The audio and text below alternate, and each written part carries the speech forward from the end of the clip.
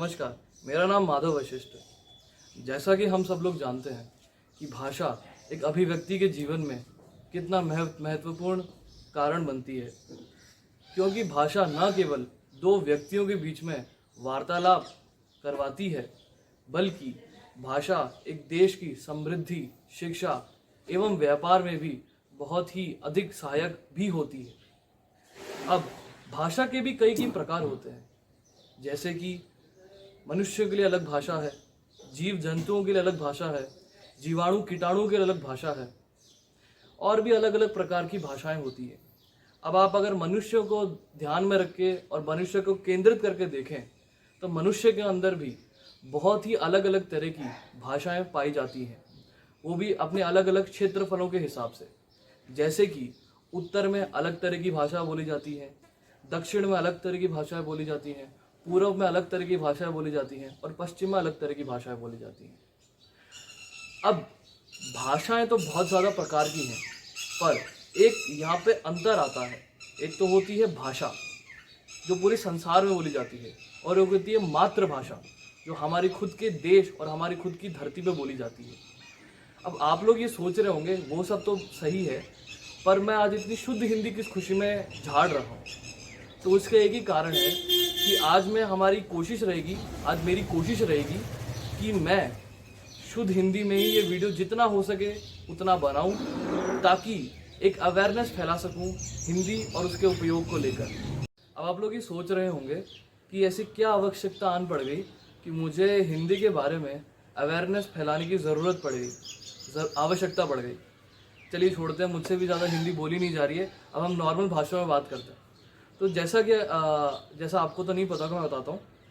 अगर हम लोग मैं जब इसकी रिसर्च कर रहा था, क्योंकि मुझे भी बहुत ऑकवर्ड लगा, क्योंकि मैंने एक इंटरव्यू देखा था यूट्यूब पे, जब कोई एक जापानी लड़का इंडिया आता है, हिंदुस्तान आता है, भारत आता है, और यहाँ आने के बाद वो एक इंडियन बंदे से बात करता है कि आपको कैसा लग रहा है, क्योंकि उसने जापान में हिंदी की पढ़ाई कर रखी थी, उसने एकदम हिंदी की पढ़ाई कर रखी थी। और वो उससे जब बात कर रहा था कि ये बहुत ही सुंदर है, ये बहुत ही आकर्षक है, ये बहुत ही लोभनीय है चीज़, क्या है इसका नाम, वो बहुत ज़्यादा शुद्ध हिंदी में बात कर रहा था, जो सो कॉल्ड शुद्ध हिंदी जिसको हम बोलते हैं, क्योंकि हिंदी तो हिंदी होती, शुद्ध हिंदी हमने बनाई है उसको।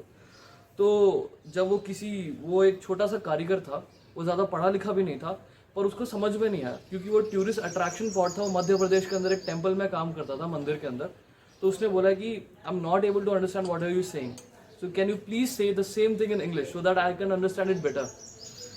तो ये सुन के वो जापानी लड़का चौंक गया, और जब उससे एक पत्रकार ने उसके बाद जब उससे पूछा कि आपको भारत घूम के कैसा लगा, तो उसने एक बात बताई कि मुझे बाकी सब चीज़ें तो बहुत अच्छी लगी, भारत का कल्चर बहुत ही अच्छा है, भारत की खूबसूरती बहुत ही अच्छी है, पर प्रॉब्लम यह है कि भारत के लोगों को अपनी खुद की मातृभाषा के बारे में इतना ज्ञान नहीं है जितना कि मुझे है। मुझे ये भारत घूम के लगा, क्योंकि जब मैंने भारत के आम व्यक्तियों से बात करी तो उन्हें उतनी हिंदी नहीं आती थी जितनी कि मुझे आती थी।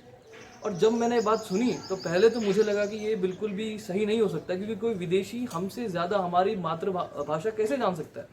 पर जब मैंने इसके बारे में रिसर्च करा तो मुझे पता चला कि बिल्कुल सही बात है। अगर आपको भी यकीन नहीं हो रहा तो मैं इसको आप एक डेटा के थ्रू आपको बताना चाहूँगा। वो ऐसे है कि अगर हम लोग अपनी आम भाषा, एक भारत के एक आम व्यक्ति को हम लोग देखें, मद्देनजर रखते हुए देखें, एक व्यक्ति को देखें, तो अगर उसकी टोटल एक वार्तालाप, ये टोटल उसकी टॉक, ये टोटल उसकी जो दो लोगों के बीच में जो कॉन्वर्सेशन होती है, वो उसके अंदर जो लैंग्वेजेस का रेशियो है, क्योंकि हम यहाँ पे सिर्फ एक लैंग्वेज नहीं बोलते हैं, हम यहाँ पे तीन लैंग्वेजेस का मिक्सचर यूज़ करते हैं, जैसे कि हिंदी, उर्दू और इंग्लिश।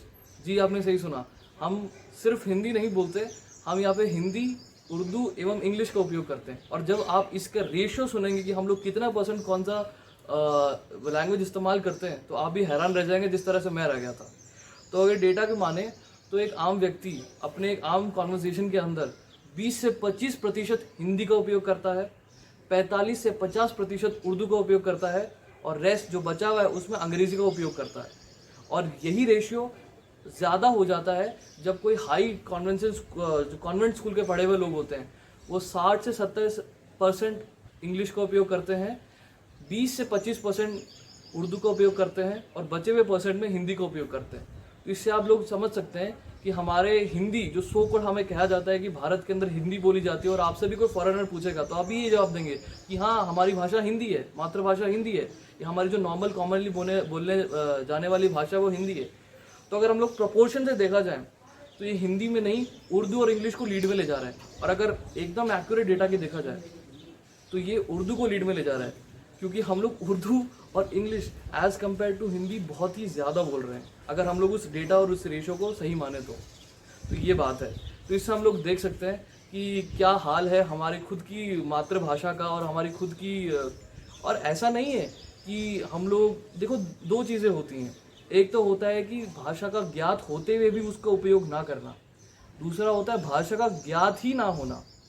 तो अगर जब ये रिसर्च किया गया कि क्या इंडियंस को हिंदी आती है फिर भी वो नहीं बोलते हैं, या फिर हिंदी आती ही नहीं है, तो जब रिसर्च के रिजल्ट आए तो मुझे लग रहा था कि पहला वाला सच होगा कि हिंदी आती होगी फिर भी नहीं बोलते, क्योंकि हमारे बड़े और बूढ़े जब हम देखते हैं उन्हें संस्कृत के श्लोक आते तो उन्हें हिंदी क्यों नहीं आती होगी। तो जब रिसर्च में पता चला तो ये पता चला कि ना सिर्फ आज की जनरेशन बल्कि पुरानी जनरेशन जो हमारे मम्मी पापा वाले जनरेशन है, वो जनरेशन को उनको भी हिंदी इतनी नहीं आती जितने उनको उर्दू या इंग्लिश के वर्ड्स आते हैं। अब इस बात को समझने के लिए मेरे पास एक बहुत ही अच्छा उदाहरण है।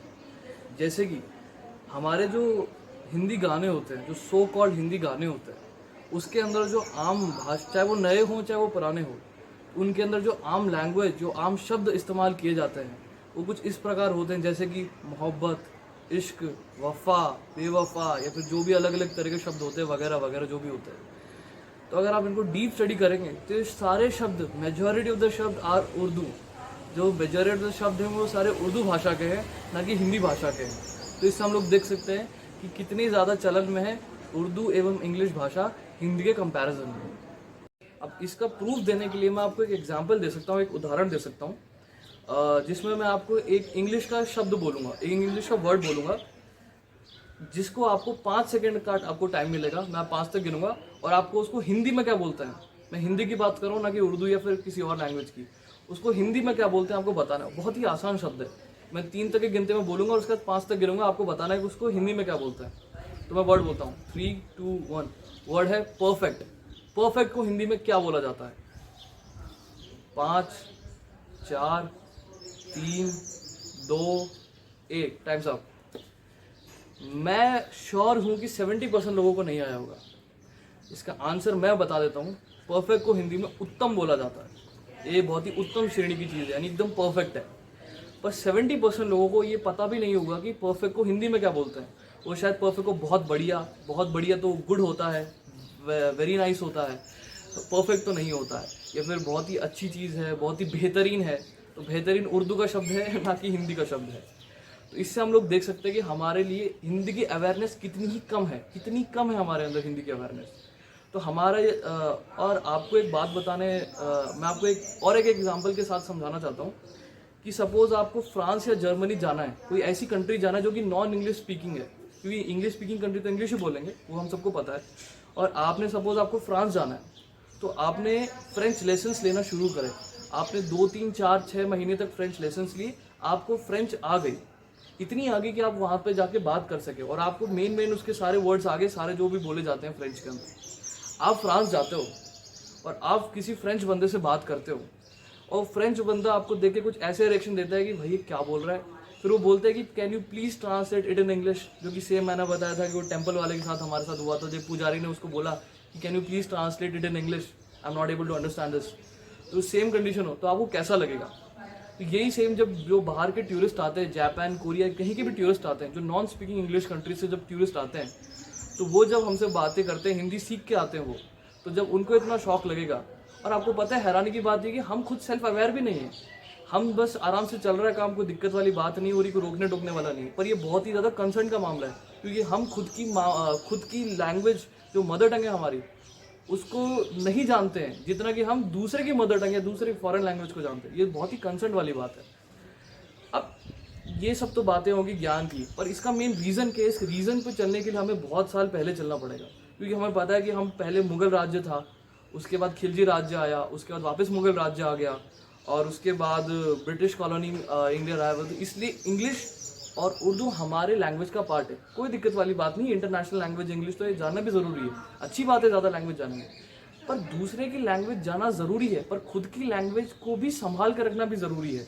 जैसे कि देखा जाए तो जो चाइना है, जो म्यांमार है, जो ताइवान है, वियतनाम है, ये भी ब्रिटिश कॉलोनीज रहे हुए हैं। इंडोनेशिया, ये भी ब्रिटिश कॉलोनी रहा हुआ है, पर वहाँ पे भी हमारी तरह काम नहीं है कि सिर्फ इंग्लिश अच्छे से बोली जा रही है और वहाँ की लैंग्वेजेस उन्हें नहीं पता।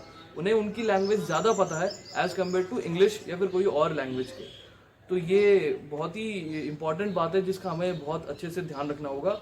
और मेरी आपसे हम्बल रिक्वेस्ट है कि प्लीज़ हिंदी की अवेयरनेस को बढ़ाएं, क्योंकि इसका मेन रीज़न देखा जाए तो आप ऐसे बोल सकते हैं कि ब्रिटिशर्स आए थे, उन्होंने कॉन्वेंट स्कूल्स खोले बड़े बड़े, उसमें इंग्लिश की पढ़ाई करी जाती थी, तो फिर ये ट्रेंड बन गया क्योंकि नौकरी पाने के लिए इंग्लिश सीखना ज़रूरी था।